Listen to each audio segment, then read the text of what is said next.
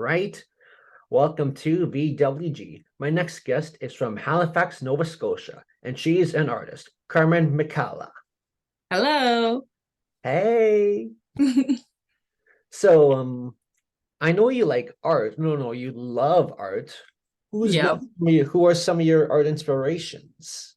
So my whole family is kind of creative and artsy. So I would say my family mostly. My great grandmother, she was a folk artist, and I used to see all kinds of colored pastels around her home. She would hang them up. Sometimes I would draw with her, and I just loved making art. Like pastels, if you don't know, they're kind of messy. So I would always come home to my mom after being babysat with pastels all over me. But aside from that, it was fun. So that's where my kind of love for art came from, was my great grandmother.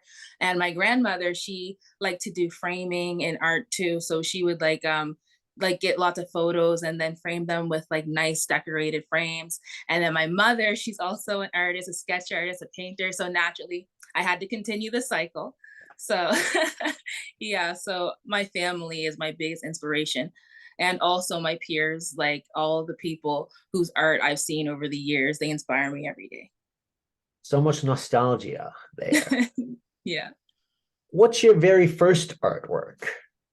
So my very first artwork was probably a smiley face. I can't remember the very first one, but my earliest memory of one is I was super into butterflies when I was a kid. So I did like a collage of everything I liked. So it was like a giant butterfly, and then off to the side was SpongeBob, like the show. I drew SpongeBob with the net running after the butterfly. So like that's still in my dad's house up on the wall. I should have took a picture of it, but it's there. Maybe I'll post it someday, but yeah. Wow, I'm Yeah. surprised. Do you have any favorite things to draw or paint? My favorite things to draw and paint are magical people. So like I'm super into like sci-fi and fantasy, that kind of genre. So people using magical powers, glowing. Basically, yep, that's me. All the glowy hands, glowy eyes, anything glowy. It's all through my art. I love that stuff. And mostly like, drawing Black people because like I like putting my people on, representation and all that stuff. So I like showing, yes, exactly. Thank you. I like showing off Black people using magic because it's not always that we get to see that kind of side of it. So I like to put my own little twist on things. And one day, hopefully, I'll have my own property with magical people. So crossing our fingers for that. But yeah, that's my favorite thing to draw. Very, very interesting, and I truly support that you draw that type of content. Thanks. Means a lot. Okay, is it easier for you to draw physical art or make digital art? Easier. I'd have to say digital is technically easier, mostly because like when you make a mistake, it's just the one undo button. So it's easier. And I make a lot of mistakes. Let me just put it out there. When you're drawing, there's a lot of misstrokes and whatever. So just the double tap going back is easier. But I think the thing about like what do you call it, real life drawing is that like you have to live with your mistakes. You either paint over it or you incorporate to the painting in a new way. So I like that aspect of it, but like the easier one for me is digital, and digital is my main medium right now. So that's what I like to work in, and I'd say it's easier. Yeah, I totally understand and agree that you can easily redo your mistake online. Hmm.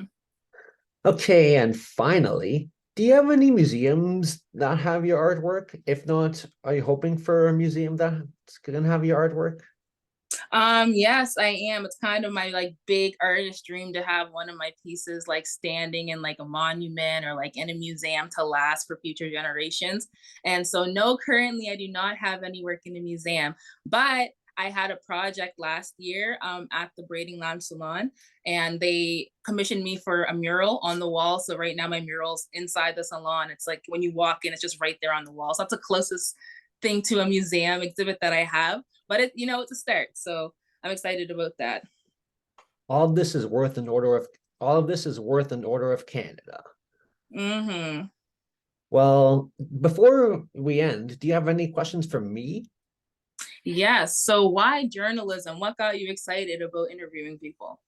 Well, I like talking to people and I like getting to know people, and I thought, why don't I make a YouTube channel interviewing people I grew up watching, some people I Mhm. never heard of, or like find people online. Yeah. Yeah, see, that's nice because I like the internet because it makes it accessible. You don't have to have some big fancy camera to start interviewing. You just get YouTube and a camera and you're good to go. Oh, yes. Yeah. Yeah, no, thank you for inviting me on this because I'm really honored that you chose me to interview because, I haven't had an interview before. So thank you. Oh, wow. I'm Yeah. surprised. Yeah. Oh, thank you. But yeah, hopefully we'll get many more. So this is the first of many. Wow. Thank you so much Yeah. for taking the time. Of course. And thank you for having me. You're welcome.